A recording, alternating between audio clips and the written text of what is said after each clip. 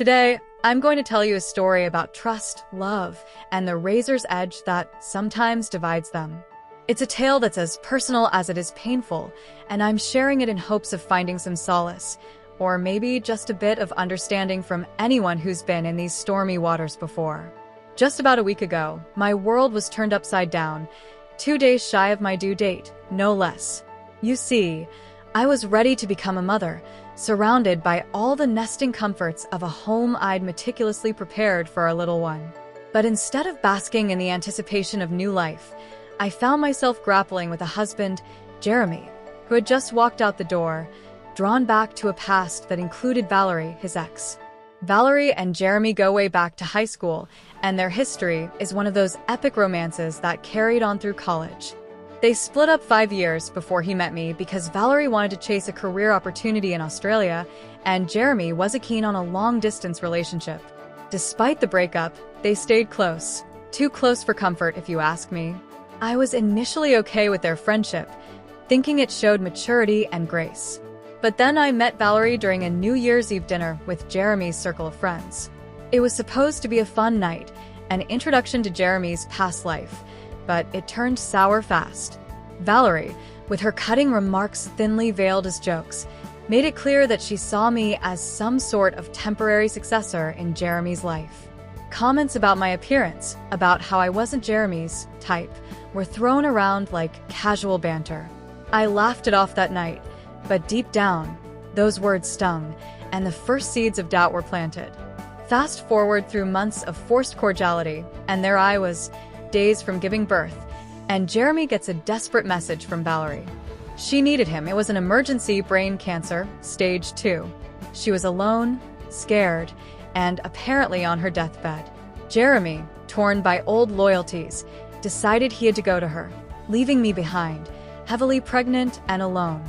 My mother-in-law, bless her heart, came to my rescue. She arrived with comforting words and a fierce protective streak. She was appalled by Jeremy's decision, as was I. The argument over the phone when Jeremy called was brief and heated. He promised to return before the baby arrived, but that was a hollow promise, as it turned out. Labor came and went. Jeremy missed it.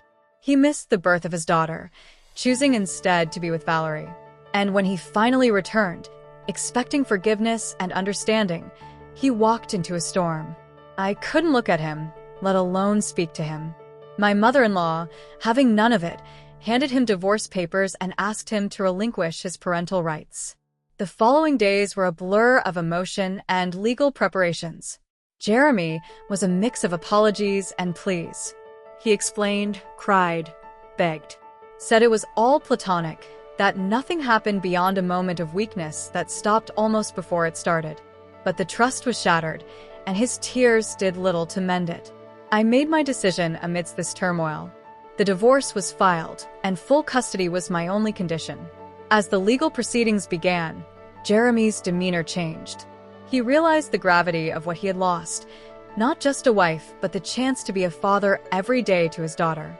His friends, desperate to support him, bombarded me with messages, calls, social media pleas. They painted me as the villain, using our child as a pawn in a cruel game. But here's the thing, I wasn't playing games. I was fighting for stability, for respect, and for a future where my daughter wouldn't have to question where her father's loyalties lay.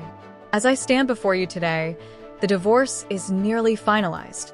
Jeremy has ceased his relentless pursuit, perhaps finally understanding that some actions have irreparable consequences. And as for me, I'm learning to rebuild, to trust again in the possibility of a peaceful life for my daughter and me.